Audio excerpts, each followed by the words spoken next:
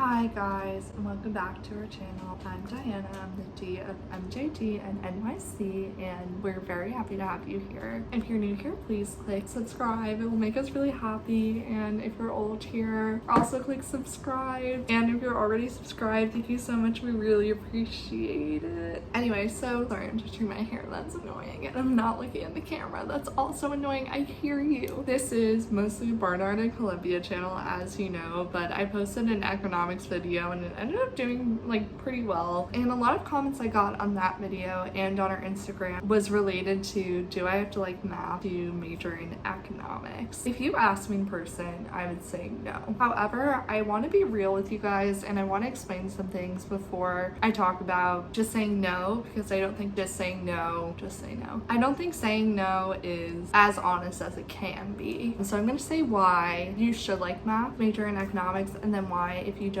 like math, you can still succeed later on in your career or in your career in economics. Basically, the reason why you should like math, or at least be a little strong in math, is because you need to know calculus to do a lot of basic things in economics. There are a lot of models that you're going to use. There are a lot of formulas that you need. Even just like understanding the way a lot of theories work is based on calculus, is based on derivatives, changes, derivatives, first derivatives, second derivatives. A lot of micro is using these formulas to understand percentages, to do these formulas backwards. A lot of macro is looking at huge trends over the world, seeing how they work, looking at graphs, analyzing that. And introduction to economics, it's a lot of supply and demand graphs. I think you have to know basic math for intro. Intro in my school is a lot of looking at how the Fed works, looking at interest rates, looking at when people borrow, when people save. This all has to do with monetary terms, and it has to do with math. So that's why, even if you don't like math, even if it's the worst thing in the world, there's this basic level that you have to know, which is calculus. Calc 1, that's all you have to know. I took Calc 1 and Calc 3, so I was probably over-prepared, but you have to know calc and you have to know statistics, because when you move on to econometrics, which is required, definitely required at Columbia, probably required at whatever school you're at, you need to know stats and you need to know calc-based stats. You can't have never used math in your life. You can't get through economics without knowing calculus. You can't get through economics without knowing statistics. It's just not possible, and you won't be a good economics major. From that base level, after you get through micro, after you get through macro, after you get through econometrics, you don't need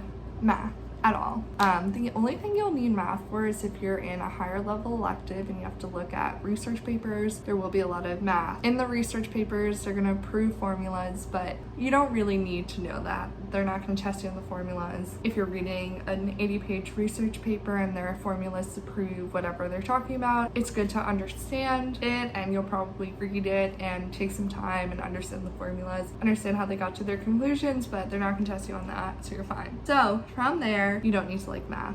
You don't need to be good at math. There's so many paths you can take. I love behavioral economics, which is a lot of psychology. You don't really need to know math. If you want to do economics in relation to education, you don't really need to know math. You need to know how schools work, how charter schools work, how taxes work, how all these things affect, where people live, how taxes influence the education that you get. You want to go into politics, you don't really have to know math. You have to know how the economy influences politics, how politics influences economy. What other things? If you want to go into consulting, you're consulting for business. Sometimes the economics of business doesn't necessarily have to do with their finances or anything like that, so you don't have to know math. So I guess largely the answer is no. You don't have to like math. You don't have to be good at math to study economics, but you do have to have this foundation in math that's probably above what your peers know if they're in arts and humanities. And if you're scared, that's okay. If you never took calculus in high school, that's okay. If you're studying economics, you're probably going to be good at calculus. It's not harder than economics. So when you're in your calculus class and you're overwhelmed and you're scared, just remember that you can do it. You're memorizing formulas, you're going through the textbook, you're answering these questions. You will understand calculus, and then when you get to these harder problems in economics, you'll be able to do it. Stats is the same thing. Take an intro to stats course first, then take your stats, your calc-based stats course. You don't have to learn all this material in one sitting if you hate math, but you will be able to do it. And it's really important to get